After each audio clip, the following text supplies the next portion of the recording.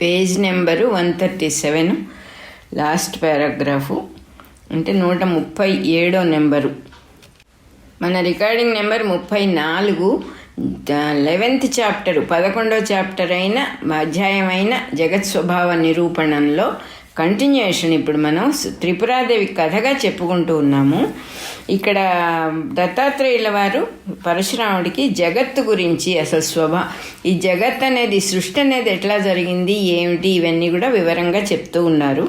మనకు ఎదురుగా ప్రత్యక్షంగా కనిపిస్తున్న ఈ సృష్టి, జగత్ అంతా కూడా, ఈ ప్రపంచం అంతా కూడా ప్రతిబింబం అసలు ఎట్లా అవుతుంది, ఎందువల్ల దీన్ని ప్రతిబింబంగా అంటున్నారు అని చెప్పి ఇక్కడ మొదలుపెట్టారు టాపిక్. అసలు ప్రతిబింబం అంటే ఏమిటి, ఫస్ట్ అసలు అదొకటి డిఫైన్ చేసుకోవాలని చెప్పి. ప్రతిబింబం అంటే ఏమిటి? అద్దం గనక ఉండి దాని ఎదురుగా ఏదో ఒక వస్తువు, ఒక కలశమో, ఒక చెంబో, ఒక గ్లాసో, ఏదో ఒక మనిషో ఉన్నప్పుడు ఆ వస్తువు యొక్క ప్రతిబింబం ఏర్పడుతుంది. అర్థమే లేకపోతే ప్రతిబింబం ఎట్లా ఏర్పడుతుంది? దానికి ప్రసక్తే లేదు కదా. కాబట్టి ప్రతిబింబము అనే దానికి అర్థం ఇక్కడ ఏం చెబుతున్నారంటే, తను స్వయంగా ప్రకాశించదు, కేవలం రిఫ్లెక్షన్గానే ప్రకాశిస్తుంది. స్వయముగా భాషింపక ఇంకొక సంబంధం, ఇంకొక వస్తువు కావాలి, అది రిఫ్లెక్ట్ అవ్వాలంటే అర్థం కావాలి.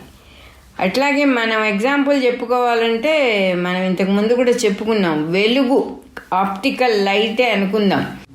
అది కేవలం వెలుగుగా ఉన్నప్పుడు ఎవరికి కనపడదు, ఒక వస్తువు మీద పడినప్పుడు కనపడుతుంది. అది అందరికీ తెలిసిన విషయం. అది అంటే రెండో వస్తువు కావాలి, అది వెలిగించబడాలంటే ఒక ప్రతిబింబం వల్లనే అది బయటకు వస్తుంది అన్నమాట, వేరే రకంగా రాదు. అది ప్రతిబింబము అంటే దాని రిఫ్లెక్షన్, దాని వెలుగు ఇంకొక దాని మీద పడి రిఫ్లెక్ట్ అవ్వాలి. అట్లాగే ఈ జగత్తంతా దానంతట అది భాషించటం లేదు అనేది మనకిప్పుడు ప్రూవ్ అవ్వాలి. ఇది కూడా డిపెండ్ అయ్యింది అమ్మవారి మీదో, అయ్యవారి మీదో, ఆ మహా చైతన్య శక్తి మీదో ఇది డిపెండెంట్. లేకపోతే దీనంతటా దీనికి ప్రకాశించే శక్తి లేదు అనేది మనకిప్పుడు ప్రూవ్ అవ్వాలి. ఎందువల్ల శక్తి లేదని అంటున్నాము?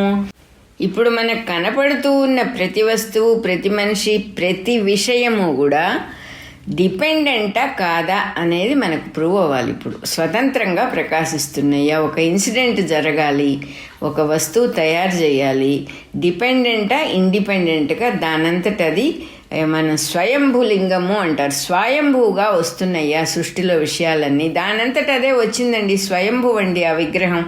అంటే తనంతట తానే తయారైంది, ఏ శిల్పో చెక్కి దాన్ని తయారు చేయలేదు.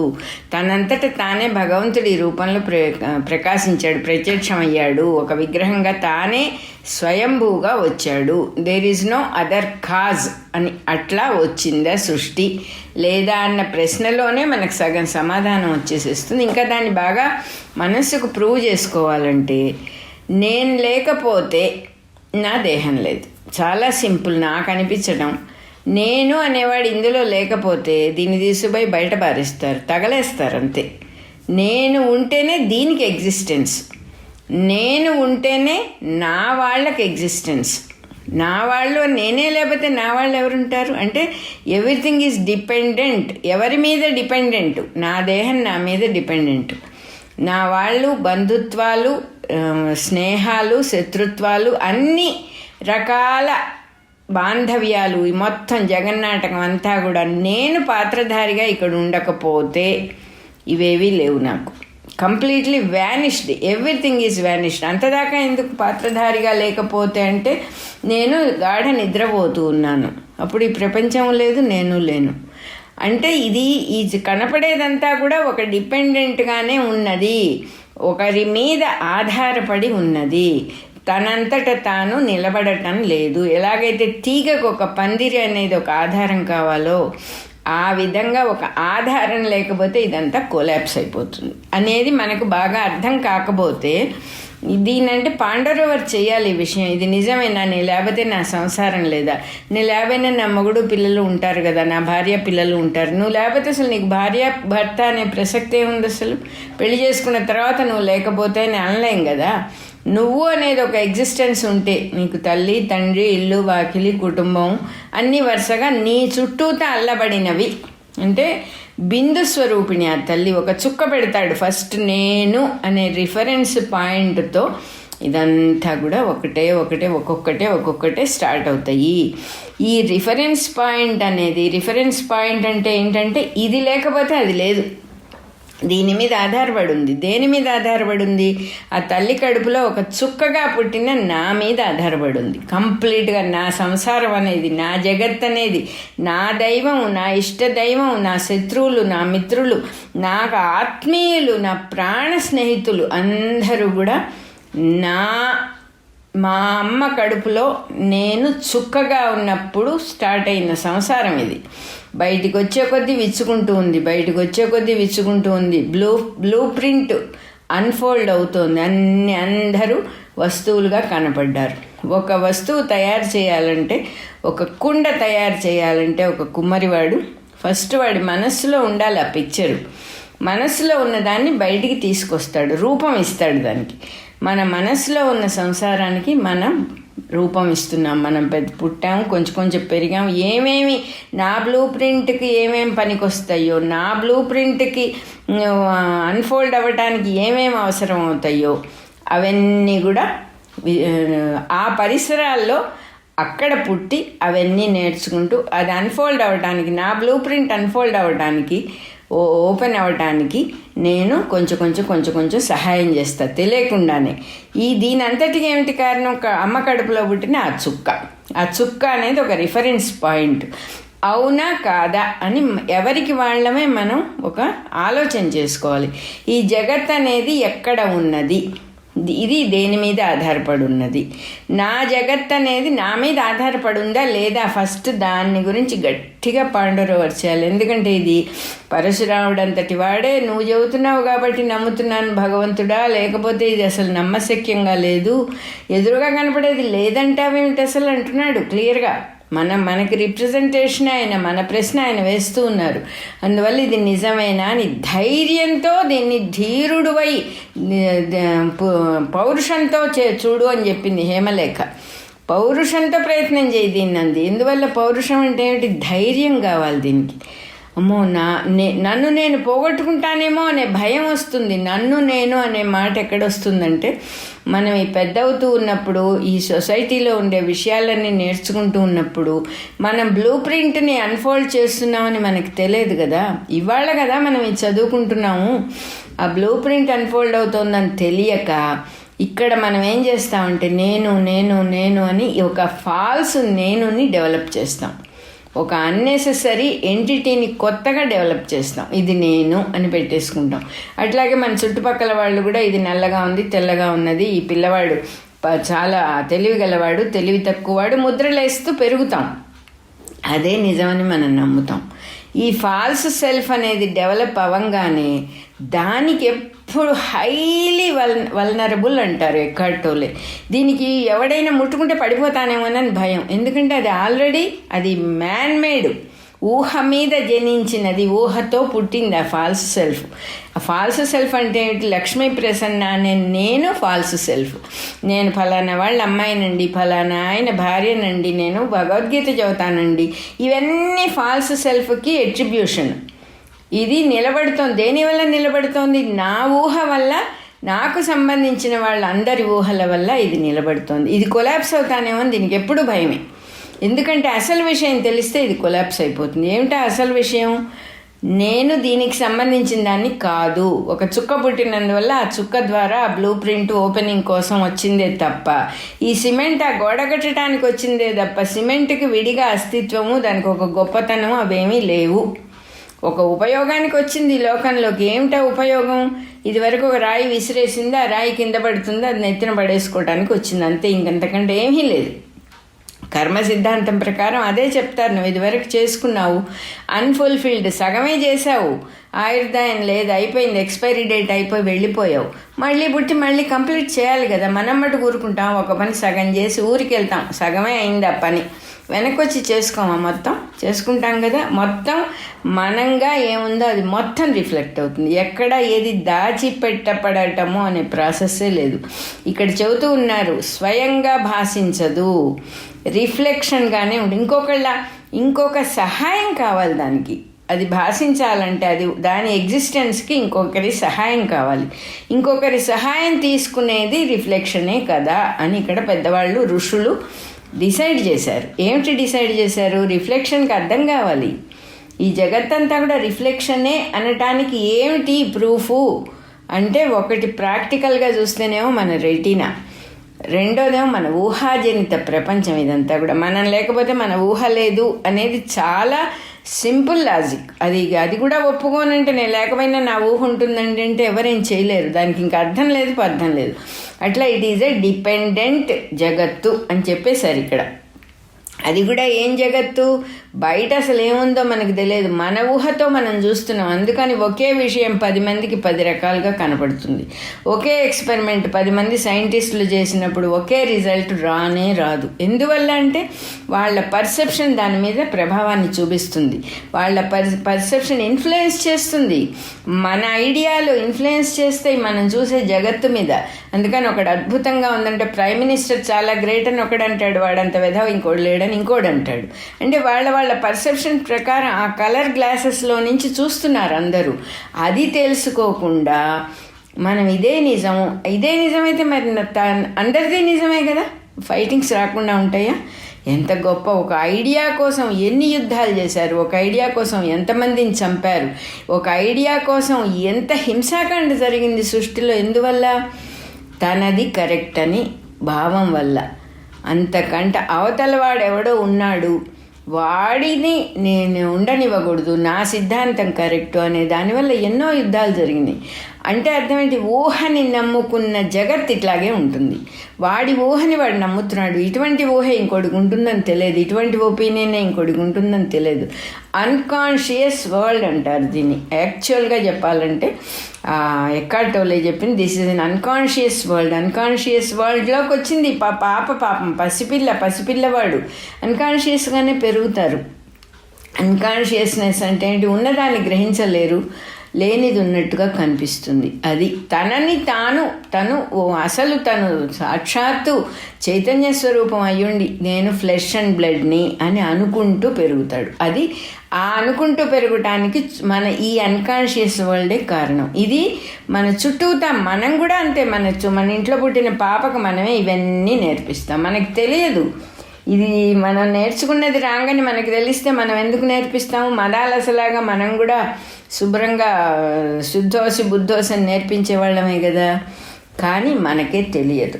అట్లా చెప్తూ ఉన్నారు. ఇది డిపెండెంటు, ఈ జగత్తంతా కూడా డిపెండెంటు. ఈ డిపెండెన్సీ వల్ల స్వయం ప్రకాశము లేనందువల్ల ఇంకొక వస్తువుతో అవసరమైనందువల్ల దీన్ని ప్రతిబింబం అని అనాల్సి వచ్చింది అని చెప్పేశారు ఇక్కడ.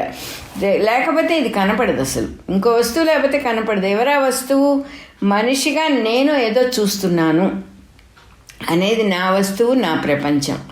జంతువులు ఇన్స్టింక్టివ్గా పచ్చగడ్డి కనపడితే వెంటనే గుర్తుపడతాయి, వాటి పిల్లలు కనపడితే గుర్తుపడతాయి, మేటింగ్ టైం వచ్చినప్పుడు అవతల జెండర్ని గుర్తుపడతాయి. ఇదంతా న్యాచురల్గా జరిగిపోతుందని మానవుడు అనుకుంటూ ఉంటాడు. ఆ జంతువు ఏమనుకుంటోంది? అది అనుకుంటోందా? ఇవన్నీ మనకు తెలుస్తుందా? ఈ తెలియటము అనేది ఆ చైతన్య శక్తి వల్లనే జరుగుతుంది. ఒక విషయం తెలుసుకోవడం, అవేర్నెస్ అనేది ఆ కాన్షియస్నెస్ మనలో ఉన్నందువల్ల అది ఒక విషయం తెలియటము అనే ప్రాసెస్ వస్తుంది. మనలో ఉన్న కాన్షియస్నెస్ సర్వత్రా ఉన్న మహా చైతన్యము. ఆ మహా చైతన్యంలో ఈ టోటాలిటీ అంతా కూడా రిఫ్లెక్ట్ అవుతోంది. దీనికి స్వయం ప్రకాశం లేదు, దానంతట అది రిఫ్లెక్ట్ అవ్వలేదు. ఆ మహా చైతన్య స్వరూపిణి అయిన ఆ తల్లిలోనే, ఆ తల్లే ఒక అర్థమైతే ఈ జగత్తంతా కూడా, ఈ సృష్టి అంతా కూడా ఆవిడలో రిఫ్లెక్ట్ అవుతోంది, ప్రతిబింబిస్తోంది అని చెప్పటం సమంజసము అని ఇక్కడ రాసేశారు.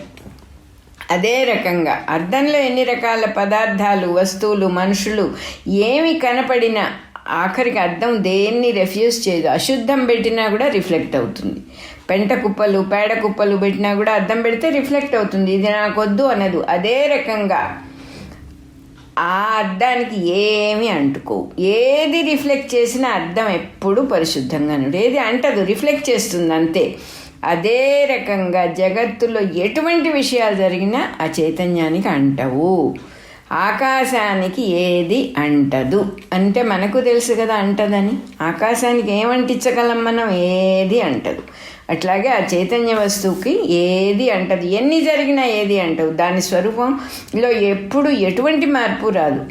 ప్రతిబింబాలు అద్దం కంట ఎట్లా డిఫరెంట్గా ఉండవో. ఎక్కడుందండి ప్రతిబింబం? Is it different from the mirror? కాదు. అద్దమే ప్రతిబింబము, ప్రతిబింబమే అద్దం.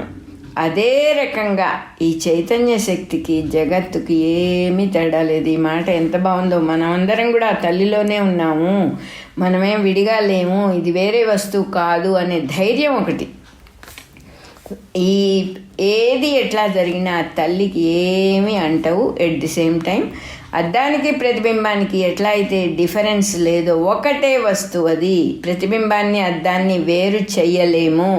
రిఫ్లెక్షన్ని రిఫ్లెక్ట్ అవుతూ ఉన్న అద్దాన్ని రెండు ముక్కలుగా చేయలేం మనము. కాబట్టి అదే ఎగ్జాంపుల్గా తీసుకొని చైతన్యానికి జగత్తుకి ముక్కలు చేసి విడి చేయటానికి అవకాశం లేదు అసలు. అందుకనే దాన్ని అఖండం అన్నారు.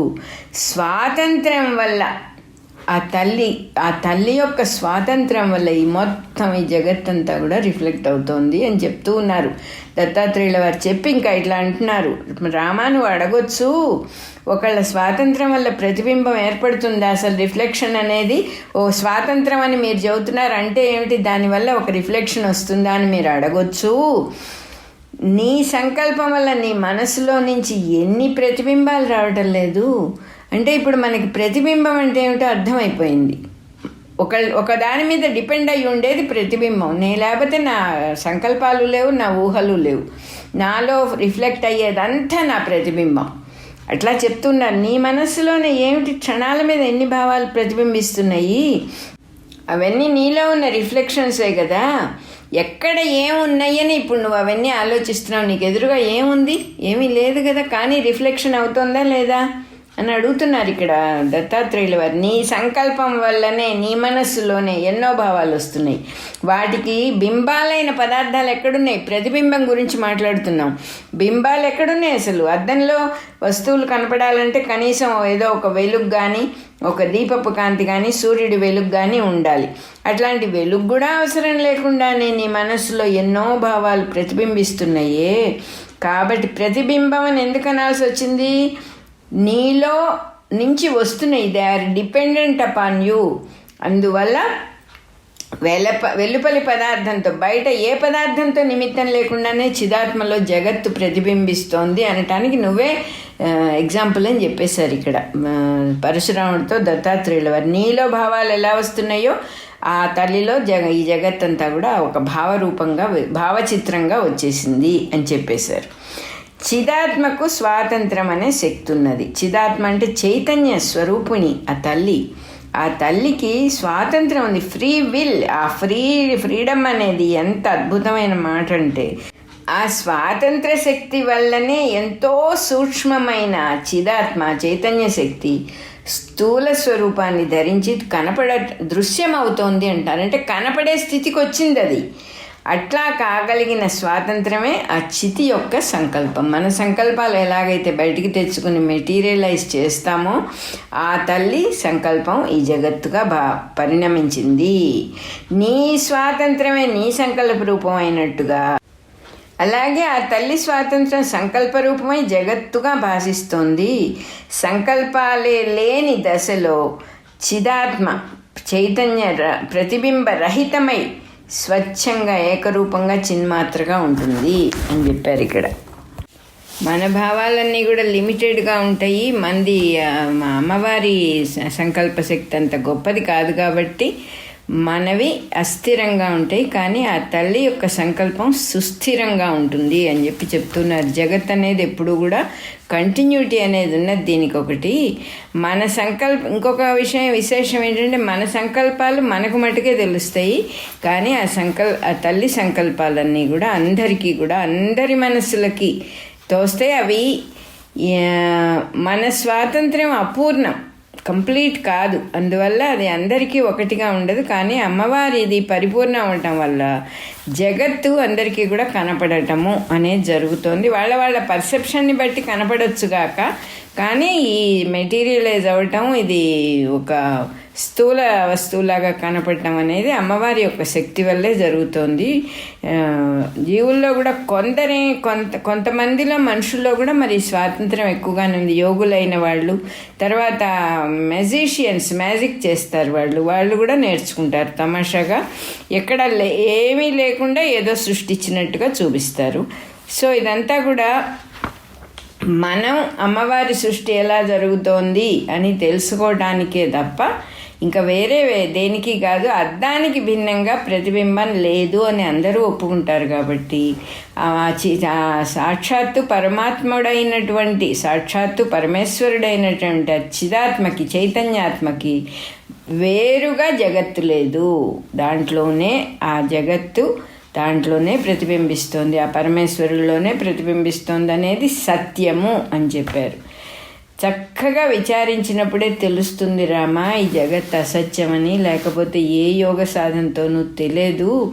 ఒక విషయం గుర్తుపెట్టుకో, మారకుండా ఉండేది సత్యము, ఎప్పటికైనా మారేది అసత్యం. మారిపోతూ ఉంది అంటే దానికి మనకి నిలకడ లేని దాని గురించి మనం అది సత్యమని ఎట్లా చెప్తాము? అదొకటి గుర్తుపెట్టుకోవాలి. ఈ దృష్టితో జగత్తును చూడాలి. ఇది అతి చంచలంగా ఉంటుంది.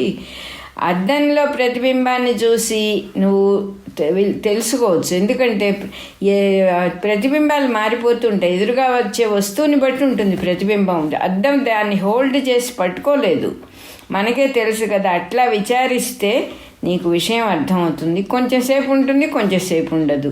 అదేవిధంగా ఈ జగత్తు నిరంతరం మారిపోతూ ఉంటుంది అంటున్నారు. మారటము అంటే మనం నిజంగా సరిగా అర్థం చేసుకోవాలి. ఒక పిల్లవాడు పుట్టినప్పుడు ఆ పిల్లలోనో పిల్లవాడిలోనో ఉన్నటువంటి కణాలు, శరీరంలో ఉన్నటువంటి సెల్స్ ప్రతి క్షణం కొత్తవి వస్తువులు పుడుతూ ఉండటం, పాతవి చనిపోతూ ఉండటం జరుగుతుంది. కరెక్ట్గా నదీ జలాలు, పాత నీళ్లు పోయి కొత్త నీళ్ళు ఎట్లా కంటిన్యూస్గా రావటం వల్ల నది అనే దానికి ఎగ్జిస్టెన్స్ ఉందో, దాని ఉనికి దేని మీద ఆధారపడి ఉంది? ఒక ప్రవహించే నదికి ఉనికి ప్రవాహం మీద ఆధారపడి ఉంది. అదే రకంగా శరీరం ధరించిన వాడి శరీరంలో ఉండేటటువంటి సెల్స్ కంటిన్యూస్గా పోవటం, చనిపోవటం, కొత్తవి పుట్టడం అనే ప్రాసెస్ మీదే అది డిపెండ్ అయ్యి ఉంది కంప్లీట్గా. అంటే అర్థం ఏంటి? ఇప్పుడు ఒక పిల్ల పుట్టినప్పుడు మానసికంగా ఈ పిల్ల నా పిల్ల, దీని పేరు ఇది అని మనం ఫిక్స్ చేసుకొని మనము మన చుట్టూతా వాళ్ళు దాన్ని ఆ పేరుతో పిలిచి పెద్ద చేస్తున్నాం. అది పెద్ద అవుతోంది, మనం ఆ పేరుతో పిలుస్తున్నాం. కానీ ఇక్కడ మనం గమనించని విషయం ఏంటంటే అది పుట్టినప్పుడు ఉన్న సెల్ ఒక్కటి కూడా లేదు దాంట్లో. ఇప్పుడు వేరే శరీరం ఉంది, అంది కాదు, పాత శరీరం కాదు. మేము ఇప్పుడు నాకు 75 ఏళ్ళు, నేను పాత ఫోటో చూపించి ఇది నేనేనండి అని చెప్పినా కూడా చూసేవాళ్ళు నమ్మరు. అలా మారిపోతాం మనం. పైకి చూడటానికే కాకుండా లోపల కూడా ఊరికే చెప్పుకుంటూ ఉన్నాం, నేను ఫలానా, నేను ఫలానా, నేను ఫలానా అని. అదర్వైజ్ అక్కడ ఫలానా లేదు, పుట్టినప్పుడు ఉన్నది ఇప్పుడు లేదు అసలు. అలా మారిపోతూ ఉంటుంది. మానసికంగా దాన్ని క్యాప్చర్ చేసి ఒక కెమెరాలో పట్టుకున్నట్టు మనస్సులో పట్టుకున్నాం, కానీ అది మారిపోతూనే ఉంది. నువ్వు పిక్చర్ తీసినప్పటి మొహం ఇప్పుడు లేదు, అప్పటి సెల్స్ ఇప్పుడు లేవు. నీ మనస్సులో మొట్టమొదట తీసిన పిక్చర్ ఎట్లా ఉందో ఇవాళకి అట్లాగే ఉంది, కానీ మారిపోతుంది. అది మారిపోయేదాన్ని నువ్వు పట్టుకోలేవు కాబట్టి నువ్వు ఆ పాతదాన్ని పట్టు కూర్చున్నావు. పైగా మనకేంటంటే we don't want to lose our cells. మనకు భయం ఏది పోతుందేమో, కానీ పోయే వస్తువు కాదు అని తెలుసుకోవడానికే ఈ పురాణాలు, పుస్తకాలన్నీ కూడా చదువుకోవడం. మనల్ని మనం పోగొట్టుకునే ప్రసక్తే లేదు అసలు ఇక్కడ. ఈ సృష్టి సరిగా చూడు రామా, నీకు అర్థమవుతుంది.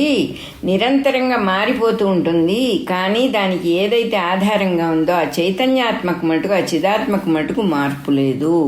అందుకే జగత్తులో ఉండే పదార్థాల సత్యత్వము విచారిస్తే అది నిలవదు అని చెప్పారు. అది నిజం, ఎంత మటుకు నిజము అని ఏ వస్తువు గురించి నువ్వు చెప్పినా అది నిలవదు, పడిపోతుంది ఆ వస్తువు. ఇట్ కెనాట్ స్టాండ్ అని చెప్తూ ఉన్నారు. చూడు, సూర్యుడి కాంతిలో మరి వస్తువులన్నీ ప్రకాశిస్తే మనం అందరం చూస్తాం. మరి గుడ్లగూబ చూడలేదు కదా. అంటే ఇట్లా విరుద్ధ విషయాలు కూడా ఉన్నాయి సృష్టిలో. గుడ్లగూబలకు ఏం కనపడతాయో అవి మనుషులకు కనపడవు కదా.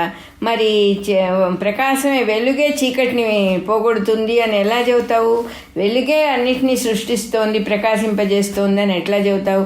అదే రకంగా ఒకళ్ళకి ఇష్టమైంది ఇంకొకళ్ళకి ఇష్టం ఉండదు. ఒకడికి విషం అయితే ఇంకొకడికి ఆహారం అవుతుంది. అది ఒకరికి కష్టమైంది ఇంకొకరికి ఇష్టం అవుతుంది. అట్లాగే సముద్రాలు, పర్వతాలు, మనుషులు నడవాలంటే అడ్డం వస్తాయి. అవి మనుషులకు భయం కలిగిస్తాయి. అయ్యో, ఈ పర్వతాన్ని దాటి వెళ్ళలేను కదా, ఈ సముద్రాన్ని దాటలేను కదా, ఇలా అనిపిస్తుంది. కానీ యోగులకి, గంధర్వులకి అవి అసలు ఏమీ అడ్డం కాదు. వాళ్ళు ఈజీగా క్రాస్ చేసి వెళ్ళిపోతారు.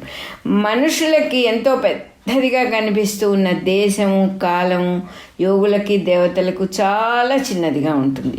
చాలా ఆశ్చర్యం. ఇవన్నీ కూడా మనము వీటి మీద మానవులు దృష్టి పెట్టరు కాబట్టి ఇది తెలియదు. జగత్ స్వభావము అనే దాన్ని జాగ్రత్తగా ఆలోచిస్తే దాన్ని గమనించి చూస్తే జాగ్రత్తగా ఇది స్థిరం కాదు, కాన్స్టెంట్గా ఉండేది కాదు ఇది అని చెప్పారు దత్తాత్రేయుల వారు. ఆశ్రయమైన చిదాత్మ లేకపోతే జగత్తులో ఏదీ లేదు. మనం ఎవరిని పట్టుకోవాలి? స్థిరంగా ఉండేవాళ్ళని పట్టుకోవాలి. అస్థిరమైన దాన్ని పట్టుకుంటే మనం కూడా పోతాం. ఇప్పుడు మనం ఎలా అనుకుంటున్నాం? ఈ దేహమే నేను అనుకుంటున్నాం. అందుకని ఎప్పటికైనా పోతాం కదా, పోక తప్పదు కదా, అందరూ పోతున్నారు కదా, ఇలాంటి భావాలు ఉంటాయి మనకి.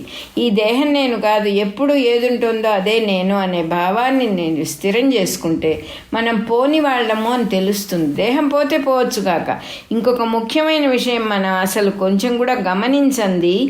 మన అమ్మనో, నాన్ననో, పిల్లలనో, బంధువులనో, స్నేహితులనో తలుచుకున్నప్పుడు వాళ్ళ దేహాలే మనకు గుర్తొస్తాయి. వాళ్ళ దేహాలు ఎలా గుర్తొస్తాయి? వాళ్ళు కట్టుకున్న బట్టలతో పాటు గుర్తుకొస్తాయి. చాలా న్యాచురల్ ఇది. వాళ్ళని బట్టలు లేకుండా ఊహించుకోవడానికి కూడా భయపడతాం మనం. ఎందుకు ఊహించుకోవాలి అసలు? అట్లా ఎందుకు? మనం ఎప్పుడు వాళ్ళని అట్లా చూడనప్పుడు అలా ఎలా ఊహించుకుంటాం? సో బట్టలతోనే ఊహించుకుంటాం. అంటే అర్థం ఏంటి? వాళ్ళు కప్పుకున్న ఫ్లెష్ అండ్ బ్లడ్, రక్త మాంసాలు, చర్మము, దానిపైన కట్టిన బట్ట అన్నీ కలిపే అమ్మ, అన్నీ కలిపే భార్య, అన్నీ కలిపే ఫ్రెండ్, అన్నీ కలిపే పిల్లలు. ఏమన్నా అర్థం ఉందా అసలు? మనకి కొంచెం కూడా ఆలోచించాం మనం. ఈ విషయం మన దృష్టిలోకి రాదు. సో ఇవన్నీ ఎలా అయితే ఫాల్స్ అవుతాయో అవన్నీ వివరంగా చెప్తూ ఉన్నారు. అది అయ్యే విషయం కాదు. జగత్తులో ఏది నిజంగా ఉన్నదని కనిపిస్తోందో అది నిజానికి చైతన్య స్వరూపమే. నువ్వు వేరే దానిగా పేరు పెట్టి పిలుస్తున్నావు, వేరే సపరేట్ చేసావు. నామము రూపము పెట్టి దాన్ని సపరేట్ చేసావు నాయన. చితికి దృక్కుకు అన్యంగా చైత్యము లేక దృశ్యము లేదు అని నిరూపింపబడింది యాక్చువల్గా అని చెప్పేశారు ఇక్కడ. చితికి దృక్కుకి అంటే చైతన్యానికి, చూసేవాడికి, ఈ రెండు ఒకటే. చూసేవాడే చైతన్యం, చూసేవాడే దృక్కు, చూసేవాడే దృష్టి. అదే చితి, అదే చైతన్యం. దానికి దృశ్యానికి ఏది కనిపిస్తోందో అది కూడా చితే, అది కూడా చైతన్యమే. ఏది కనపడుతోందో అది కూడా చైతన్యమే. చూసేదానికి అన్యంగా చైత్యము లేకపోతే దృశ్యము వేరే ఇంకొకటి లేదు అని నిరూపించేశారు అని చెప్పారు ఇక్కడ.